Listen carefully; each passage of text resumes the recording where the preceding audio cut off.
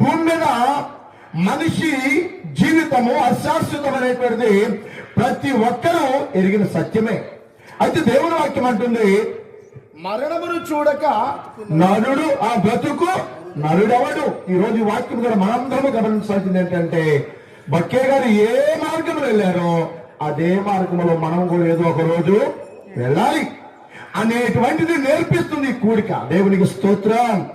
అందుకనే ప్రసంగి 7వ అధ్యాయంలో రాస్తూ జ్ఞానిన సులమన్ అన్నాడు, సుగంధ తైలము కంటే మంచి పేరు మేలు, ఒకరి జన్మదినము కంటే మరణ దినమే మేలు అంటూ కింద వచ్చి అన్నాడు, మరణము అందరికీ, చెప్పండి, అందరికా కొందరికా? అందరిలో నీవు ఉన్నావు, నేనున్నాను. అదే వరుసలో బక్కే గారు ఉన్నారు, వెళ్ళిపోయారు.